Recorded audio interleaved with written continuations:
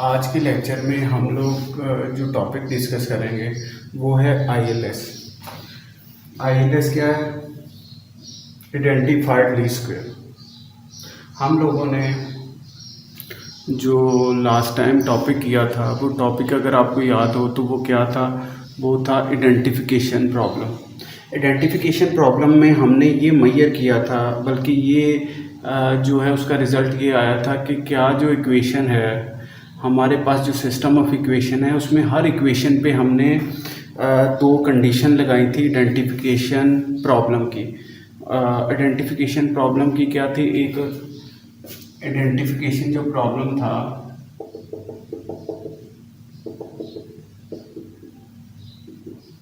उसमें हमारी दो कंडीशन थी, एक थी ऑर्डर कंडीशन और एक थी रैंक कंडीशन। अच्छा, ये जो दोनों कंडीशन थी ये हम हर इक्वेशन पे अप्लाई करते थे। जो सिस्टम ऑफ इक्वेशन में कोई भी इक्वेशन थी उसमें अप्लाई करते थे और हम रिज़ल्ट क्या निकाल रहे थे दोनों इक्वेशन में। ये नेसेसरी थी, एक कंडीशन नेसेसरी थी, दूसरी सफिशेंट थी। अच्छा, इन दोनों इक्वेशन से इन दोनों कंडीशन से हम एक चीज़ प्रूव करते थे कि जो इक्वेशन है वो अंडर आइडेंटिफाइड है, वो एग्जैक्टली आइडेंटिफाइड है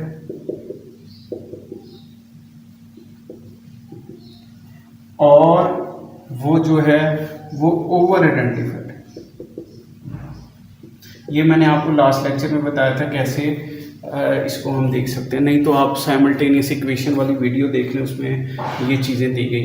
अंडर आइडेंटिफाइड का क्या मतलब था? अच्छा, हम करते क्या थे बेसिकली? साइमल्टेनियस इक्वेशन को सॉल्व करने का जो मेथड था उसमें हम क्या करते थे? उसमें हम देखते थे एक इक्वेशन को जिसमें at the same time endogenous variable जो है वो इंडिपेंडेंट वेरिएबल यूज़ होता है, या जहाँ भी जैसे एक सिस्टम ऑफ इक्वेशन में एक वेरिएबल है जो कहीं एंडोजीनस है, दूसरी जगह वो इंडिपेंडेंट वेरिएबल है। तो हम जो ये प्रॉब्लम है इसे सॉल्व करने के लिए क्या करते थे? उस इक्वेशन को ट्रांसफॉर्म करते थे जिसे हम बोलते हैं रिड्यूस फॉर्म में। रिड्यूस फॉर्म में क्या करते थे? हम रिड्यूस फॉर्म को ऐसा बनाते थे कि जिसमें एंडोजीनस वेरिएबल जो था वो स्ट्रिक्टली जो है फंक्शन होता था एक्सोजीनस वेरिएबल का। उसके लेफ्ट साइड पे एंडोजीनस वेरिएबल है और राइट साइड पे क्या है? Exogenous variable. ये रिड्यूस फॉर्म थे। फिर हम अगला क्वेश्चन ये करते थे कि क्या ये पॉसिबल है कि हम रिड्यूस फॉर्म, जो हमने नई इक्वेशन को फॉर्म दी है जिसमें एंडोजीनस वेरिएबल जो है वो एक्सोजीनस वेरिएबल का फंक्शन है, क्या पॉसिबल है कि हम उससे स्ट्रक्चरल पैरामीटर निकाल सकें? स्ट्रक्चरल पैरामीटर क्या थे? जो ओरिजिनल सिस्टम ऑफ इक्वेशन में थे उनमें जो पैरामीटर थे। अगर आपको लास्ट लेक्चर याद हो तो उसमें जो ओरिजिनल पैरामीटर थे, जिसे स्ट्रक्चरल पैरामीटर कह रहे थे, वो थे अल्फा, आप लगा लें, अल्फा हो सकता है, बीटा, गैमा। जबकि जो ट्रांसफॉर्म्ड या रिड्यूस फॉर्म थी उसमें जो थे वो पाई थे, पाई 1, पाई 2। ये मैंने लास्ट टाइम आपको करवाया था। अब क्वेश्चन ये था कि क्या हम रिड्यूस्ड पैरामीटर से स्ट्रक्चरल पैरामीटर निकाल सकते हैं? क्या हम रिड्यूस फॉर्म से स्ट्रक्चरल फॉर्म को कैलकुलेट कर सकते हैं? उसके आंसर में हमने बताया कि क्या ये पॉसिबल है। उसके लिए आइडेंटिफिकेशन प्रॉब्लम लगाया, उसके लिए दोनों कंडीशन लगाई, ऑर्डर और रैंक कंडीशन। इन्होंने बताया कि अगर इक्वेशन अंडर आइडेंटिफाइड है तो that is not possible to go back from reduce form to structural form and to solve it. अच्छा, अगर exactly identified है तो there is only one unique way. There is unique way to go back from reduced form to structural form and to calculate the structural parameters. Over identified में क्या था? When there are more than one way to calculate structural parameters from reduce form parameter. ये मैंने आपको बताया क्योंकि ये बताना ज़रूरी इसलिए था कि आज का लेक्चर इस पे डिपेंड कर रहा है। अब अगर तो इक्वेशन अंडर आइडेंटिफाइड है तो हम वहीं ख़त्म कर देंगे, हम कहेंगे पॉसिबल ही नहीं है कैलकुलेट करना, पॉसिबल ही नहीं है कैलकुलेट करना स्ट्रक्चरल पैरामीटर को। अच्छा, दूसरी क्या है? If equation is exactly identified. अब ये क्वेश्चन ठीक है, अब मैं इसे रीज करके आपका आज के if equation is exactly identified, exactly identified अगर इक्वेशन है तो फिर क्या लगेगा, फिर लगेगा ILS, आइडेंटिफाइड लीस्ट स्क्वायर। इसे आइडेंटिफाइड लीस्ट स्क्वायर बोलते हैं। इसमें क्या करेंगे हम इसके दो स्टेप हैं, फर्स्ट स्टेप और सेकंड स्टेप। फर्स्ट स्टेप क्या है कि हम रिड्यूस फॉर्म निकालेंगे, बिल्कुल पहले की तरह जैसे हमने पहले किया, रिड्यूस फॉर्म निकालेंगे, ठीक है। फिर उस रिड्यूस फॉर्म पे OLS लगाएंगे और and apply OLS on that reduce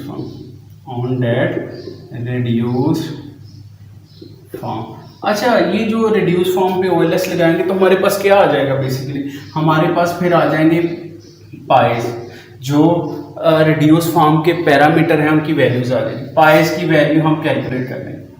अब फिर हम एक इक्वेशन, एक सिस्टम ऑफ इक्वेशन है, एक इक्वेशन है, ठीक है,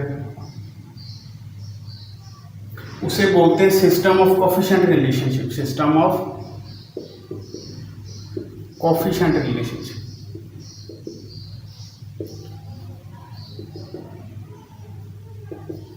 उसके जरिए हम क्या करेंगे, सिस्टम ऑफ कोफिशिएंट रिलेशनशिप क्या है, ये शो करता है, ये बताता है कि रिलेशनशिप क्या है, relationship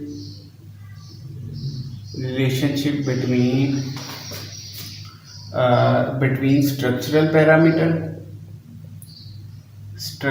parameter and reduced form parameter, इनके दरमियान जो रिलेशनशिप है उसे बोलते हैं सिस्टम ऑफ कोफिशिएंट रिलेशनशिप। इसके थ्रू हम क्या करेंगे, ये सिस्टम ऑफ कोफिशिएंट रिलेशनशिप के थ्रू हम क्या करेंगे, पाइज जो हमने OLS लगा के कैलकुलेट किया है उसके ज़रिए हम जो अपने थे स्ट्रक्चरल पैरामीटर वो निकालेंगे। स्ट्रक्चरल पैरामीटर मैं पहले आपको बता चुका हूँ, वो ऐसे होते हैं, अल्फा या A, बीटा या B, ठीक है, गैमा या कुछ और, जो भी मीन C, कुछ भी वेरिएबल हो सकता है। ये देखिए, ये जब लगाएंगे ये स्ट्रक्चरल पैरामीटर हम निकालेंगे with the help of coefficient relationship. अभी मैं इसकी आपको एग्जांपल करके बताऊँ, ये बड़ा आसान मेथड है।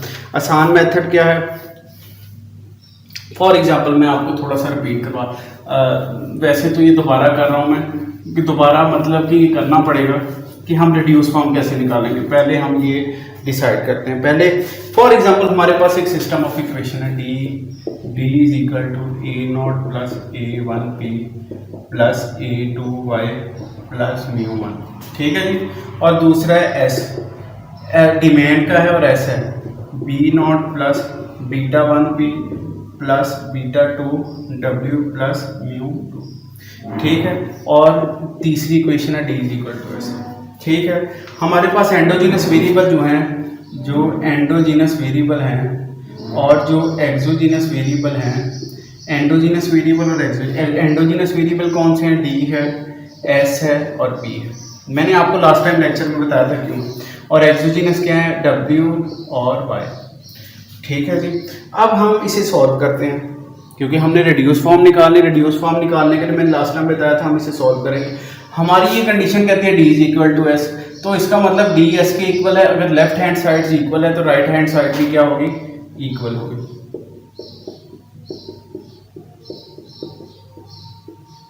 One is equal to B0 plus B1P plus B2W plus μ। ये हमारा आ गया जनाब आपका।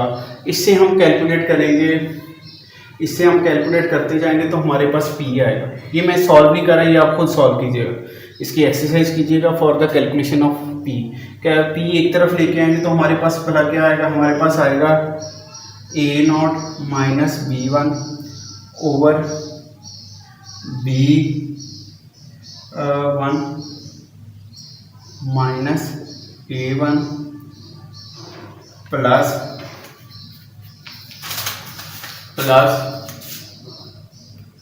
A2 Y over B1 minus A1 minus B2 over B1 minus A1, अच्छा जी, ये और इसके साथ मल्टीप्लाई होगा W, फिर आएगा plus μ1 plus minus μ2 divided by B1 minus A1। ये आ गया हमारा जो क्या है, जो इक्वेशन है। ठीक है जी। अब हम इससे क्या निकालेंगे, इसको मैं इस तरफ लिख लेता हूँ ताकि मुझे बाद में इसे अरेज करके दोबारा लिखूंगा फिर मुश्किल पड़ेगी। तो मैं यहाँ लिखता हूँ P, ये कांस्टेंट है तो इसकी जगह लिखता हूँ मैं पाई टू 0। ठीक है जी, पाई टू 0। और इसकी जगह मैं लिखता हूँ, क्योंकि सेकंड इक्वेशन है, फर्स्ट इक्वेशन हम ले रहे हैं डी की प्राइस जो है, ये इसे हम सेकंड इक्वेशन कर रहे हैं, तो सेकंड इक्वेशन का constant 20 plus pi 21 y plus pi 22 W plus इसको हम V2 के इक्वल कर रहे हैं। ये आपकी आ गई रिड्यूस फॉर्म। ये क्या आ गई, ये रिड्यूस फॉर्म ऑफ P आ गई। अब इस रिड्यूस फॉर्म को हम पुट करेंगे D में। D में तो हमारे पास जो आ जाएगा D, हमारे पास जो D आएगा वो क्या आएगा, वो आ जाएगा पाई 1। ये लास्ट टाइम हमने किया था बड़े, फर्स्ट इक्वेशन इसे कंसीडर कर रहे हैं। First equation constant 0 constant, first equation first parameter y plus first equation second parameter W plus V1। अब ये दो रिड्यूस फॉर्म आ गई हमारे पास, ये दो क्या आ गई रिड्यूस, ये P की और ये D की। अब हमने चेक करना है, अब D पे आइडेंटिफिकेशन प्रॉब्लम लगाएंगे। T मोस्ट प्रोबेबली जो है वो क्या करेगा, हम ज्यूम करते हैं, बल्कि ये श्योर शॉट है कि D जो है वो एग्जैक्टली आइडेंटिफाइड है। D क्या है, एग्जैक्टली आइडेंटिफाइड है। तो हम क्या करेंगे, हम इस पे OLS लगाएंगे। हम इस पे क्या लगाएंगे, OLS, ये W है सर। हम इस पे OLS लगाते हैं अगर इस इक्वेशन में, दोबारा ये इक्वेशन लिखता हूँ साफ करके ताकि आपको समझ लग जाए। तो मैं यहाँ से रेज करता हूँ,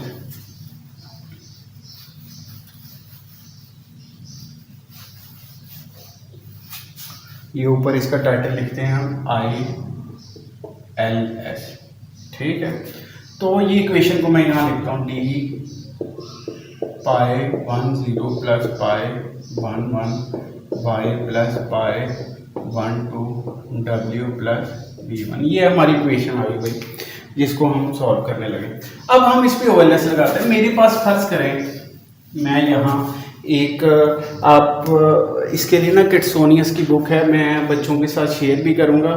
किड्सोनियस की बुक में एक ये एग्जांपल गिवन है, इसके थ्रू कीजिएगा। फॉर एग्जांपल ये हमारे पास डाटा गिवन है 1 2 3 4, ये हाइपोथेटिकल 6 7 8, अच्छा मैं 9 10, क्योंकि टाइम और ये जो स्पेस की वजह से मैं इसे 10 ऑब्जर्वेशन लिख रहा हूँ। ये है हमारा y1 डिपेंडेंट वेरिएबल 1 है और ये y2 है। इसको हम लिखते हैं D is equal to S और इसको लिखते हैं प्राइस, इसको लिखते हैं प्राइस। और फिर x1 है और फिर x2। अगर ये मेरे पास डाटा गिवन है, कोई भी हाइपोथेटिकल डाटा है, तो मैं जब इस पे OLS लगाऊंगा, फॉर एग्जांपल मेरे पास ये आता है 12 9 1 7 17 9 2 0, फिर आता है 18 4 7 5, फिर आता है 2 8 1 8 0, फिर आता है 2 6 3 3 0, फिर आता है 3 1 0 2 9, फिर आता है 4 1 4 3 0, फिर आता है 4 8 9 2 4, फिर आता है 5 2 7 3 9, फिर आता है 5 5 0 0 9, फिर आपका नेक्स्ट ये हम करते हैं, ये मैं वैल्यूज लिख रहा हूँ 17, फिर आता है 1620, फिर आता है 1380, फिर आता है 1200, फिर आता है 1310, फिर आता है 1080, फिर आता है 1180, फिर आता है 1300 90। इसी तरह x1 इनकम जो है, ये इनकम है और ये है वी वेदर, ये है वेदर जो ये w है। अब x1 आया 10, 8, 9, 11, 6, 9, 12, 81, 13, 35, 13, 88, 14, 52, 15, 16, 15, 36, 15, 58 और 15, 80। अब आ गया वी वेदर। वेदर क्या है? 100, 110, 110, 112, 105, 107, 110, 100, 100, 105। ये आपके पास अगर डाटा ऐसे अवेलेबल है तो आपने OLS पहले लगाई हुई। OLS में आप क्या मेजर करते हैं? Beta not. ये बीटा नॉट हो जाएगा। जैसे आपने क्लासिकल बीटा नॉट जो रिग्रेशन की थी उसमें आपने बीटा 1 नॉट भी निकाला, बीटा 1, बीटा 2। ये देखिए, ये बीटा 1 का फार्मूला लगाएंगे, ये बीटा 2 का फार्मूला, तो आपके पास ये तीनों वैल्यूज आ जाएंगी। ये क्या आ जाएंगी? वैल्यूज। फॉर एग्जांपल अगर आपकी इसकी वैल्यूज आती है d is equal to 549109 plus ये वैल्यू आ गई पाई 1 की, आगे क्या है? -1.4545। ठीक है, और फिर आ गई अगली value plus -16.38 plus B1 plus B1। ये आपके पास आ गया। ठीक है जी। अब आपने सिस्टम ऑफ, यहाँ तक आपके OLS रिड्यूस पैरामीटर आ गए, रिड्यूस्ड पैरामीटर आ गए OLS के थ्रू। ठीक है, अब आपने इस रिड्यूस पैरामीटर से स्ट्रक्चरल पैरामीटर निकालना है, क्योंकि एग्जैक्टली आइडेंटिफाइड है। There is only one unique way. तो यूनिक वे कैसे हम निकालेंगे बच्चों? हम करेंगे, पहला हम सिस्टम ऑफ इक्वेशन लिखते हैं। अगर मैंने A नॉट निकालना, इसकी मैं एग्जैक्टली आपको इक्वेशन लिख के देता हूँ। इक्वेशन क्या थी?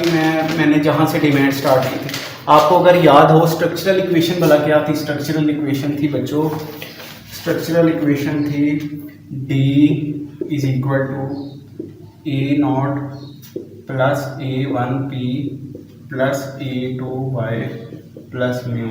अब देखिएगा, मैंने ये भी कैलकुलेट करना है, ये भी कैलकुलेट करना है, ये भी कैलकुलेट करना है। ठीक है, अब मैं इसे कैसे कैलकुलेट करूंगा? मैंने आपको पहले अर्ज की कि सिस्टम ऑफ कोफिशिएंट जो है वो प्री डिफाइंड है, उसके थ्रू से कैलकुलेट किया जाएगा। कैसे कैलकुलेट किया जाएगा? देखिएगा, ये है, हम फार्मूला लिखेंगे। हम क्या लिखेंगे? फार्मूला लिखेंगे। फार्मूला क्या है? जो सिस्टम ऑफ इक्वेशन में गिवन है वो फार्मूला जो है वो हम यहाँ मैं आपको लिख के देता हूँ। A नॉट का, A नॉट कैसे calculate? A naught is equal to pi 20। ठीक है, A। अच्छा, इसमें से जब मैं अभी ये सिस्टम ऑफ इक्वेशन आ गया, मुझे क्या करना है? मुझे जब D निकाल लेना है, मुझे जब ये देखिए ये D की ओरिजिनल इक्वेशन है। अब मैंने इन पैरामीटर से ये निकालना है, इन पैरामीटर से अब मैंने एक इसी तरह जो है ना वो P भी निकालना है। क्या निकालना है? P भी इसी से कैलकुलेट करूँगा। P की इक्वेशन हमने पहले निकाली थी, तो उसमें भी मेरे पास आ जाएगा जो उसके पैरामीटर। तो अगर मैं P कैलकुलेट करूँगा तो मेरे पास आएगा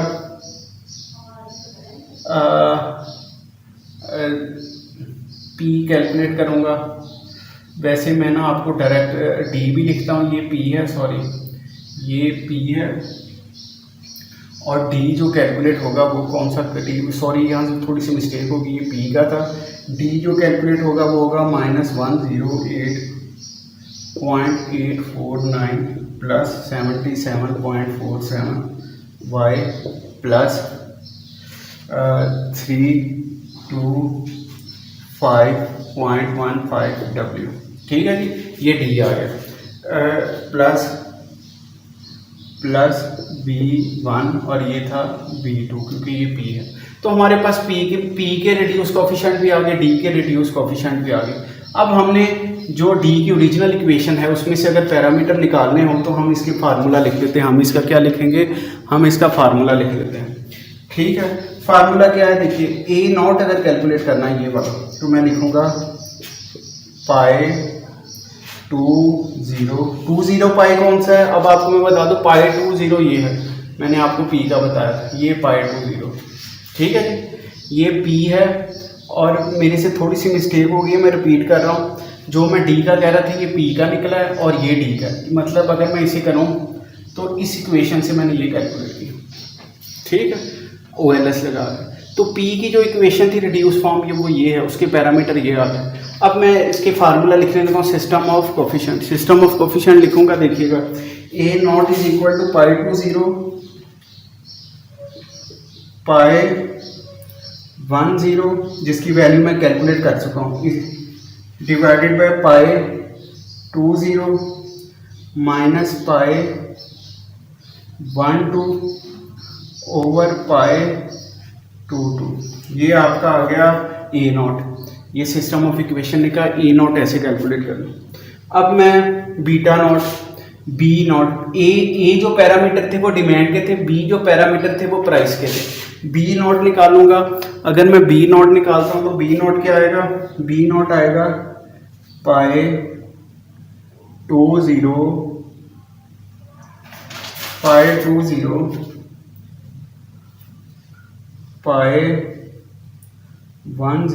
ओवर पाई 20 माइनस पाई 11 ओवर पाई 21।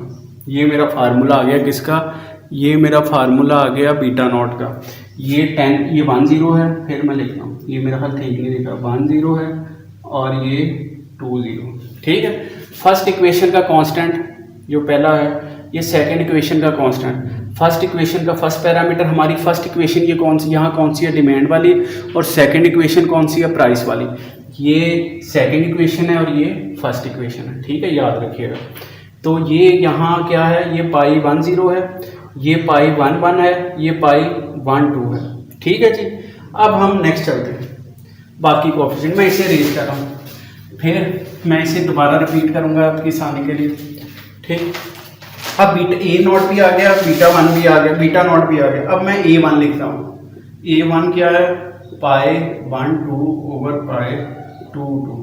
अच्छा, B1 क्या है, पाई 11 और पाई 21। अच्छा जी, अब A2 क्या है, पाई 21 पाई 11 ओवर पाई 21 माइनस पाई 12 ओवर पाई 22। ये आगे आ गया A2। अब आपका B2 क्या है, पाई 22 पाई 12 ओवर पाई 22 माइनस पाई 11 ओवर पाई 21। ठीक है जी, ये आपका गया बीटा। ये है सिस्टम ऑफ इक्वेशन जो आपको बताता है what is the relationship between and structural parameter and reduce form parameter. तो हमने ये देखा आज। मैं फिर आपको रिपीट करता हूँ बच्चों, पहले क्या करना है, पहले ILS तब लगना है जब आपकी इक्वेशन जो है वो एग्जैक्टली आइडेंटिफाइड हो। आपकी इक्वेशन एग्जैक्टली आइडेंटिफाइड है तो क्या लगेगा, ILS लगेगा। ILS का प्रोसेस क्या है, पहले हम क्या करते हैं, रिड्यूस फॉर्म हासिल करते हैं। रिड्यूस फॉर्म किससे करते हैं, वो रिड्यूस फॉर्म हम स्ट्रक्चरल फॉर्म को चेंज करते हैं रिड्यूस फॉर्म में। मैं दोबारा रिपीट करता हूँ, रिड्यूस फॉर्म क्या है, रिड्यूस फॉर्म वो फॉर्म है जिसकी लेफ्ट साइड पे एंडोजीनस वेरिएबल होगा, राइट साइड पे एक्सोजीनस वेरिएबल होगा। जबकि पहले प्रॉब्लम क्या था, पहले प्रॉब्लम था कुछ इक्वेशन में जो एंडोजीनस वेरिएबल थे, जो सिस्टम ऑफ इक्वेशन में अगर एक वेरिएबल एंडोजीनस वेरिएबल था तो वो अगले में है एंडोजीनस ही था, लेकिन वो as a independent variable use हो रहा था। तो उसको दूर करने के लिए हमने उसे रिड्यूस फॉर्म में कन्वर्ट किया। रिड्यूस फॉर्म जब बना ली तो मेरे पास हर इक्वेशन की रिड्यूस, डी की भी रिड्यूस फॉर्म आ गई, पी की भी आ गई। फिर उस रिड्यूस फॉर्म के मैंने पैरामीटर सिंपली OLS से निकाल लिए। जैसे आप बीटा नॉट निकालते थे, बीटा 1 निकालते थे, ये आगे रिड्यूस। ये देखिए पी सेकेंड इक्वेशन है तो ये क्या है, ये पाई 2 नॉट है, ये क्या है, पाई 2 1 है, ये क्या है, पाई टू 2 है, ठीक है जी। इसी तरह डी जो है फर्स्ट इक्वेशन है, तो ये क्या है, ये पाई 1 0 है, पाई 1 नॉट कह लें या 1 0 कह लें, ये पाई 1 1 है, ये पाई 1 2 है, ठीक है। तो इससे बाद हमने क्या किया, सिस्टम ऑफ इक्वेशन है जो बताता है what is the relationship between structural parameter and reduce parameter. ये प्री डिफाइंड है, तो मैंने इसे आपके सामने लिख के दे दिया, ये इक्वेशन। अब इस फार्मूले में मैं इनकी वैल्यूज पुट करूंगा, मेरे पास ए नॉट भी आ जाएगा, बी नॉट भी आ जाएगा, A1 भी आ जाएगा, B1 भी आ जाएगा, A2 भी आ जाएगा, B2 भी आ जाएगा। ये एज जो हैं, जो ए हैं, वो किसके पैरामीटर थे, वो स्ट्रक्चरल पैरामीटर थे डिमांड के, ठीक है जी। और जो आपके बीज हैं, B1 B2 B नॉट, ये किसके पैरामीटर्स थे, स्ट्रक्चरल पैरामीटर थे। स्ट्रक्चरल पैरामीटर कौन से, जो ओरिजिनल जो गिवन थे, जिन्हें हमने पहले रिड्यूस फॉर्म में चेंज किया, फिर हमने इसको देखा। अब ये है आपका ILS। आप लोगों को मैं टाइम दूंगा आज के लेक्चर में, लेक्चर के बाद आप मुझसे क्वेश्चन कर सकते हैं इस पर डिटेल में। इसके अलावा ये वीडियो जो है मैं YouTube पे भी अपलोड करूंगा, आप लोगों को किसी को समझ नहीं लगती, आप लोग वहां देखें और मुझसे क्वेश्चन करें। अब हम लोग आइडेंटिफाइड लीस्ट स्क्वायर, अब हम लोग करेंगे जो आज का दूसरा टॉपिक है, वो है 2SLS, 2 stage least square. 2 stage least square मैंने आपको बताया था कि 2SLS लास्ट टाइम हमारी बात हुई थी कि जब हमारी इक्वेशन जो है वो एग्जैक्टली आइडेंटिफाइड है, और जब हमारी इक्वेशन जो है वो ओवर आइडेंटिफाइड है। जब हमारी इक्वेशन ओवर आइडेंटिफाइड होगी तो फिर क्या करेंगे, एग्जैक्टली आइडेंटिफाइड पे ILS लगा लिया, अब ओवर आइडेंटिफाइड जब होगी तो हम 2SLS लगाएंगे, 2SLS। इसका क्या मतलब है, 2 स्टेज लीस्ट स्क्वायर। 2 स्टेज का क्या मतलब है, 2 स्टेज का मतलब है हम OLS अप्लाई करेंगे 2 स्टेजेस में, OLS अप्लाई करेंगे 2 स्टेजेस में, ठीक है। कैसे,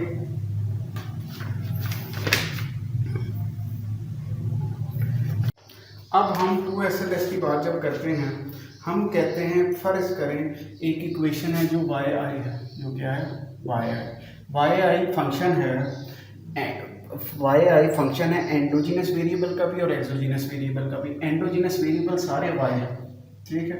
फॉर एग्जांपल yi फंक्शन है y1 का, ये देखिए beta I1 y1 plus beta I2 y2 plus so on beta IG, ये जी में डाल रहा हूँ, सॉरी, जी वाई जी, ठीक है। ये सारे वेरिएबल जो है एंडोजिनस वेरिएबल है, और जो बीटाज हैं ये क्या है, ये पैरामीटर ऑफ एंडोजिनस वेरिएबल्स। अब इसके साथ हम लिखते हैं प्लस, अब गेमा I1 x1 plus gamma I2 x2, ये सो ऑन करते हैं, प्लस गैमा I के x के, ठीक है। इसके साथ मैं लिखता हूँ प्लस म्यू आई, ये एरर टर्म। अब आप देखिएगा ये वाइज जो हैं ये क्या है, ये एंडोजिनस वेरिएबल हैं, जो एक्सिस हैं x हैं वो क्या है, वो सारे जो हैं वो हैं एक्सोजिनस वेरिएबल। ये सारे एक्सोजिनस वेरिएबल और एंडोजिनस वेरिएबल। इसका मतलब है जो वाइज हैं YIS ये एंडोजिनस हो गए, एंडोजिनस वेरिएबल।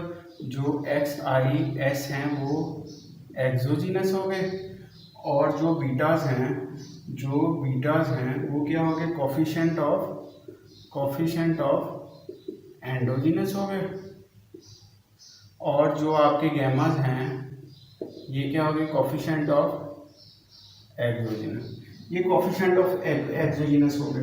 अब हम क्या करेंगे, जब हम 2SLS लगाएंगे, अभी हम 2SLS लगाएंगे तो हम क्या करेंगे, हम इस इक्वेशन को चेंज करेंगे, किसमें, इस इक्वेशन को चेंज करेंगे रिड्यूस फॉर्म में। रिड्यूस फॉर्म में चेंज करने के लिए हम फिर उसको मेथड लगाएंगे, तो जो मेथड लगेगा वो क्या आएगा, वो रिड्यूस फॉर्म जो है वो कौन सी आ जाएगी, आप देखिएगा इसमें रिड्यूस फॉर्म जो बनेगी वो बनेगी y1 की। रिड्यूस फॉर्म कौन सी फॉर्म थी, जब एक एंडोजिनस वेरिएबल फंक्शन होगा सिर्फ एक्सोजिनस वेरिएबल का, सिर्फ एक्सोजिनस वेरिएबल, तो y1 होगा पाई फर्स्ट इक्वेशन का first parameter x1 plus pi 1 to x2 plus so on pi 1 के x के, ठीक है जी। और इसके साथ आएगा प्लस b1 ट्रांसफॉर्म, इसकी तरह y2 आ जाएगा, y2 आएगा पाई 2 1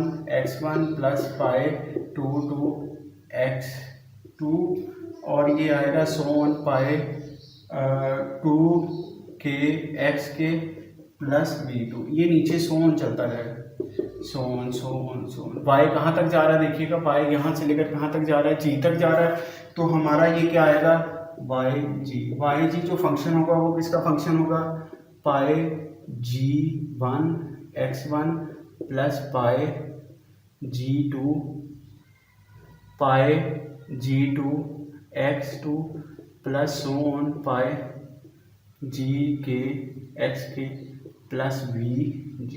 ये हमारी सिस्टम ऑफ इक्वेशन, ये बन गया हमारा क्या, रिड्यूस फॉर्म। हमने इन पे रिड्यूस फॉर्म, ये फर्स्ट स्टेप है 2SLS की फर्स्ट स्टेज है। फर्स्ट स्टेज में हमने क्या किया, हमने ये सारी इक्वेशंस को रिड्यूस फॉर्म में चेंज कर दिया। अब जब हम इसे रिड्यूस फॉर्म में चेंज कर देंगे तो हमारा पर्पस क्या है, हमने फिर OLS लगाना, हर इक्वेशन पे OLS लगाना। OLS लगाएंगे तो हमारे पास क्या आ जाएगा, इसकी वैल्यू आ जाएगी, इसकी वैल्यू आ जाएगी, इसकी वैल्यू आ जाएगी, इसकी वैल्यू आ जाएगी, इसकी वैल्यू आ जाएगी, और इसकी सारों की वैल्यू आ जाएगी हमारे पास पाइस की, ठीक है। रिड्यूस फॉर्म की पाइस की वैल्यूज आ जाएगी, ठीक।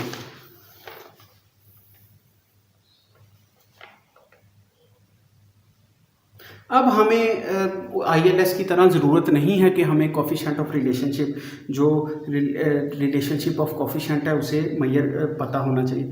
हम डायरेक्ट y की वैल्यूज़ निकाल सकते हैं, किस तरह, दूसरी स्टेज पे। दूसरी स्टेज पे क्या करेंगे, दूसरी स्टेज पे हम क्या करेंगे, ठीक है, हम दूसरी स्टेज पे जो है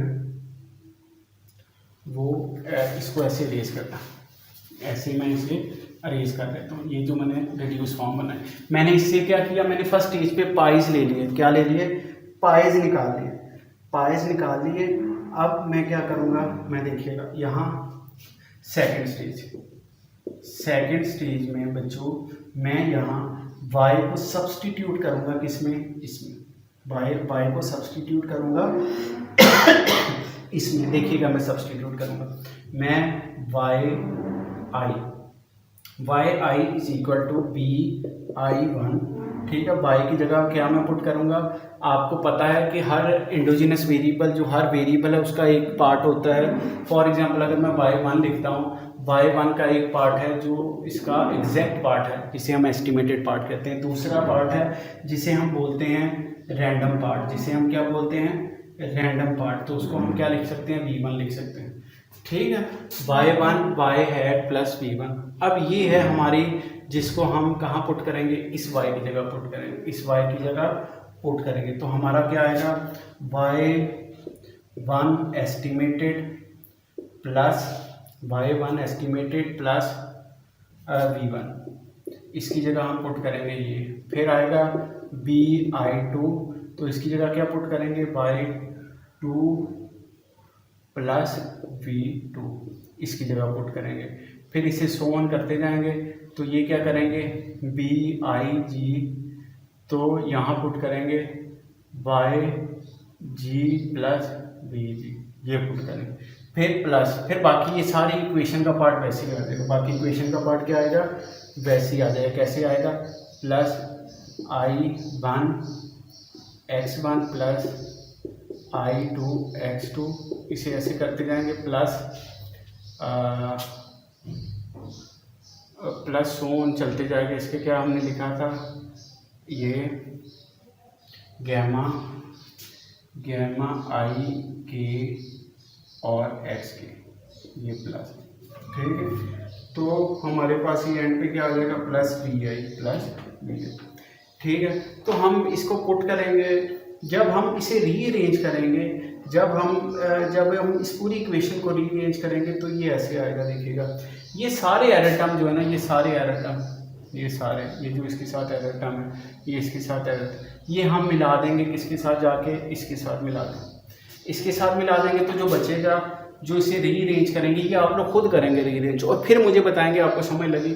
ये हम वाई हैट वाले जो 1 है उसको बीटास के साथ ही रहने देंगे और ये सारे एरर टर्म इसके साथ जाके मिल जाएंगे और उसको हम एक नई टर्म देंगे। कैसे, मैं आपको बताता हूँ।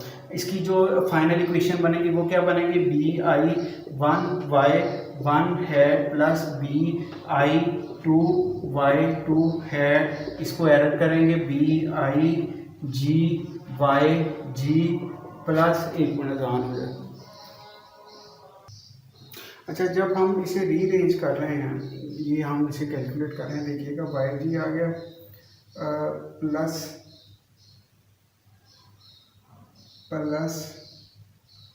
गेमा i1 x1 प्लस, ये इसे मैं सोन यहीं से कर लेता हूँ गेमा i के x के, ठीक है जी। अब जो एरर टर्म है ये एक्स के है, ये क्या है, ये एक्स के है। अब जो एरर टर्म है वो इसको ऐसे, अब ये इसके आगे है प्लस एरर टर्म जो है वो क्या है, μ1 μi plus beta i1 μ1 plus, इसे सोन करेंगे plus big mu G, big mu G. ये आपने करके देखना, ये जब आप खुद रीअरेंज करेंगे आपको पता लगेगा कि ये एरर टर्म सारे इकट्ठे हो गए। अब हम इसे दोबारा लिखते हैं, y is equal to b, ये ऐसे ही आएगा bi1 error plus i2 y2 big plus 1x1 plus so on i के x के प्लस। अब ये एरर टर्म को हम क्या करेंगे, नाम दे देंगे म्यू स्टार। ये सारी एरर टर्म हमने कलेक्ट कर ली एक ही टर्म, तो ये आ गया हमारे पास। अब आपको मैं फिर एक दफ़ा कंक्लूड करूं ताकि आपको समझ लगे कि मसला हमने ये किया कैसे। फर्स्ट स्टेज, ये सेकंड स्टेज है। सेकंड स्टेज में हमने क्या किया, देखिएगा। सेकंड स्टेज में हमने y जो फर्स्ट स्टेज में कैलकुलेट किया था वो ये था। फर्स्ट स्टेज में जो हमने कोफिशिएंट, मैं अभी आपको एक दोबारा रिपीट कर देता हूँ सर। फर्स्ट मैं आपको बता रहा हूँ, अगर ओवर आइडेंटिफाइड इक्वेशन है तो दोबारा ज़रा बताता हूँ ताकि आपको समझ लगे। हम यहाँ से स्टार्ट करते हैं। हम कहते हैं कोई भी y वेरिएबल है, कोई भी एंडोजिनस वेरिएबल है, उसके दो पार्ट हैं, पहला पार्ट क्या है उसका, अगर मैं y1 लिखता हूँ तो y1 के दो पार्ट हैं। y1 के दो पार्ट क्या है कि भाई एक उसका है एग्जैक्ट पार्ट और दूसरा उसका है रैंडम पार्ट। रैंडम पार्ट क्या है, v1, जिसे हम एरर टर्म भी बोलते हैं, नॉइज़ टर्म भी बोलते हैं। ये रैंडम है, इसकी रैंडम की अपनी प्रॉपर्टीज़ हैं, आपको मैं पहले बता चुका हूँ। अब मैं y को एक्सप्लेन करता हूँ।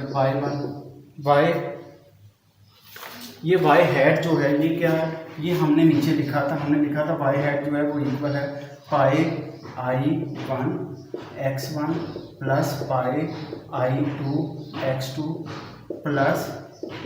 प्लस पाई i के x के प्लस v1। ये है एग्जैक्ट पार्ट। अब मैं आपको बताता हूँ फर्स्ट स्टेज में हमने किया क्या था। फर्स्ट स्टेज में हमने ये कैलकुलेट किया, हमने कहा हमने आपको याद है, मैंने अभी आपको लिख के दी फर्स्ट स्टेज में कि हमने रेड्यूस फॉर्म बनानी है। किसकी, y की। रेड्यूस फॉर्म क्या थी y की, जो मैंने अभी आपको बना के दिखाई, वो मैंने कहा फर्स्ट स्टेज में। आप याद कीजिएगा, ये लेक्चर आपने गौर से देखना। y1 क्या है, y1 है पाई, फर्स्ट इक्वेशन पाई11 x1 प्लस पाई12 x2, ये सो ऑन पाई1 के x के प्लस v1। अब देखिएगा ये है, हमने फर्स्ट स्टेज में OLS लगानी है तो मेरे पास ये आ जाने, मेरे पास क्या आ जाने, ये आ जाने। अच्छा, फर्स्ट स्टेज में मेरे पास जब ये आ जाएंगे तो मैं इसकी मदद से y1 कैलकुलेट कर पाऊंगा। क्या कर पाऊंगा?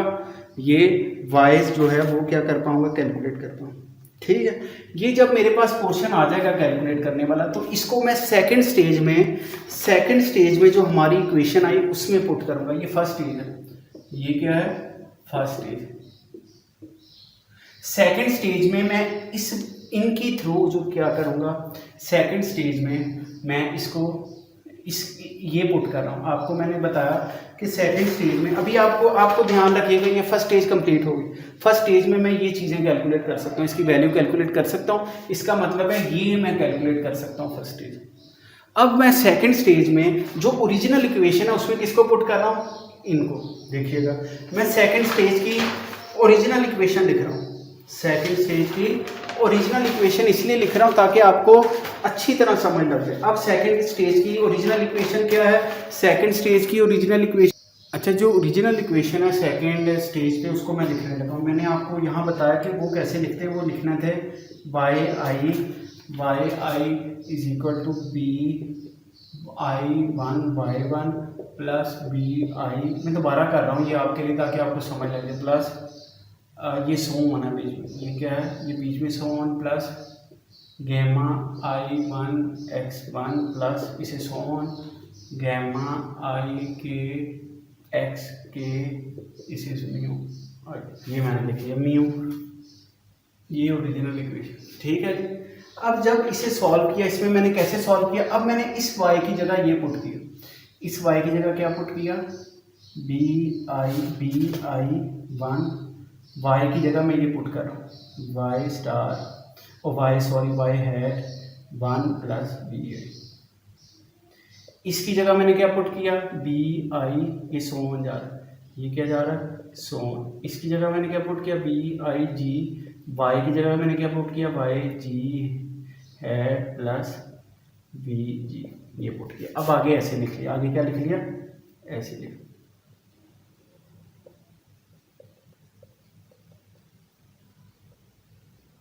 इसे प्लस करके म्यू। अब जब मैंने इसे सॉल्व किया, जब मैंने थोड़ी देर पहले सॉल्व किया था, तो ओरिजिनली फंक्शन जो आया था वो क्या आया था? देखिएगा, वो आया था y i, ठीक है,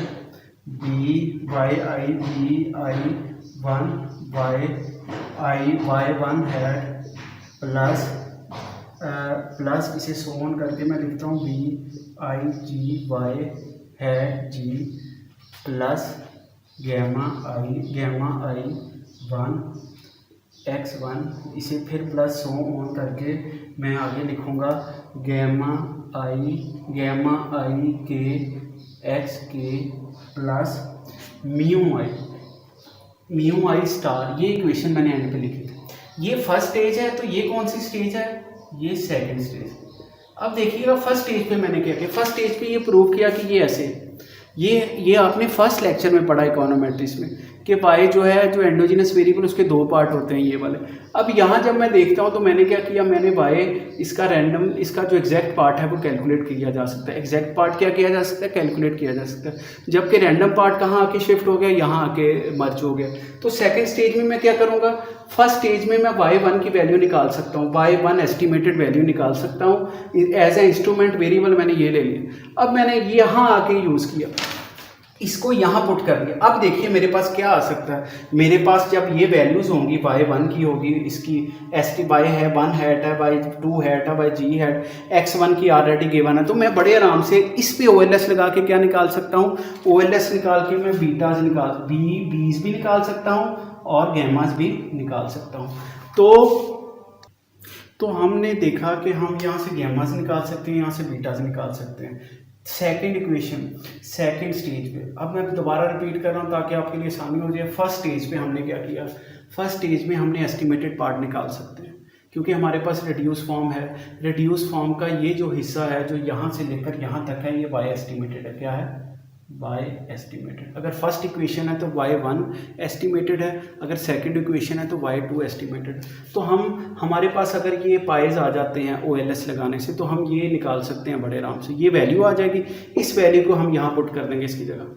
ठीक है, इसकी जगह पुट कर देंगे तो हमारे पास इसकी वैल्यू भी आ जाएगी वाई एस्टिमेटेड वाई, तो हम बड़े आराम से यहाँ भी OLS लगा के ये बीटा निकाल सकते हैं, ये बीटा निकाल सकते हैं, ये गैमास निकाल सकते हैं। ठीक है, अच्छा अब देखिएगा कि ILS और 2SLS में क्या फ़र्क है। ILS में हम फार्मूलाज के ज़रिए निकाल रहे थे, इसमें हमें फार्मूला लगाने की ज़रूरत नहीं है। जो रिलेशनशिप ऑफ कोफिशिएंट था उसके फार्मूलाज जो हमने देखे थे वो लगाने की ज़रूरत नहीं है, बल्कि हम वाई एस्टिमेटेड, जिस हम यहाँ क्या कर रहे हैं, हम इंस्ट्रूमेंट वेरिएबल्स जो है उसे बना के पुट कर रहे हैं इस इक्वेशंस में, ताकि हम क्या कर सकें, हम बीटाज और गैमास को कैलकुलेट कर सकें। अब देखिएगा, हमने पहले रिड्यूस फॉर्म निकाली, रिड्यूस फॉर्म से हमने पाइस निकाले OLS लगा के, उस पाइस के थ्रू हमने वाई एस्टिमेटेड निकाला, वाई एस्टिमेटेड को यहाँ पुट किया। अच्छा, हमने V1 को भी यहाँ पुट किया, VI को भी यहाँ पुट किया।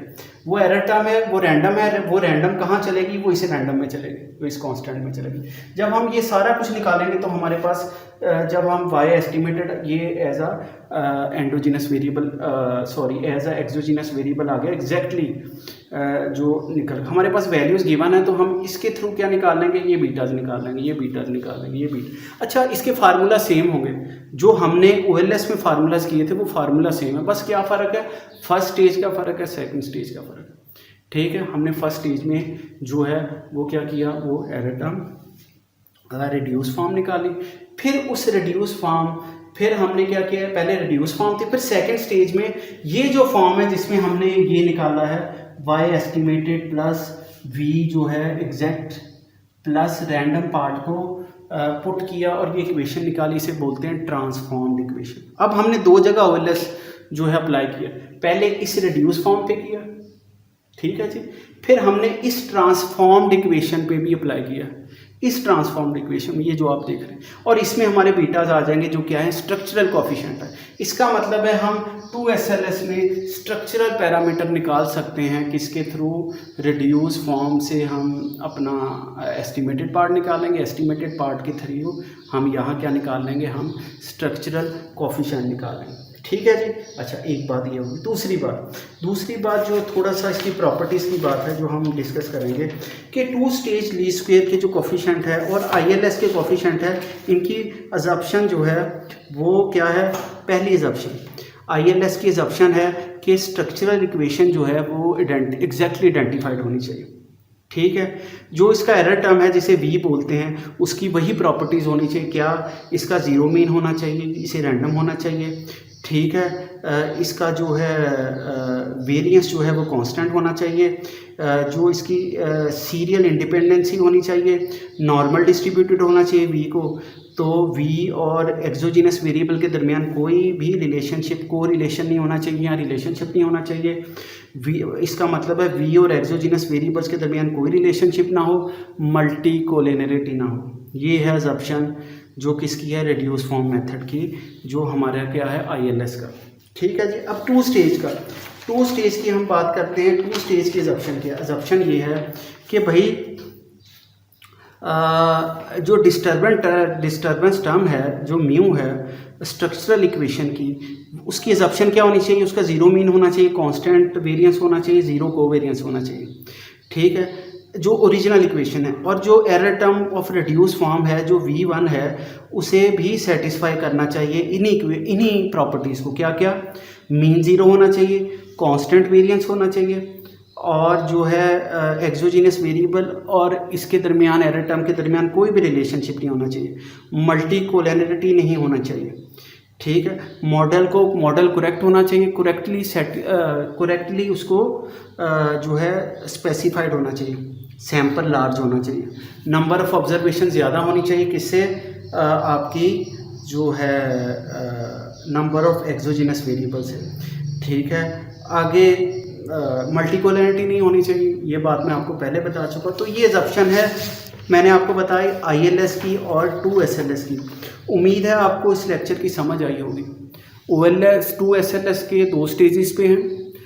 ILS जो है वो, उसमें हम क्या करते हैं, उसमें एग्जैक्टली रिड्यूस फॉर्म निकालते हैं, फिर रिलेशनशिप के कुछ फार्मूलाज हैं, उस फार्मूलाज के थ्रू हम स्ट्रक्चरल कोफिशिएंट निकालते हैं रिड्यूस फॉर्म से। जो 2SLS है उसमें हम पहले क्या करते हैं, पहले रिड्यूस फॉर्म निकालते हैं, रिड्यूस फॉर्म में हम ये वाई एस्टिमेटेड कैलकुलेट करते हैं, और फिर वाई एस्टिमेटेड कैलकुलेटेड जो एस्टिमेट कैलकुलेट किया है उसकी मदद से हम ये जो ट्रांसफॉर्म्ड इक्वेशन है इसमें स्ट्रक्चरल कोफिशिएंट निकालते हैं directly with help of estimate. ठीक है, ये आप एक दफ़ा करेंगे तो आपको समझ लगेगी। आपने इसके लिए एर्सोनियस की जो बुक है उसे कंसल्ट करना है, इकोनोमेट्रिक्स की।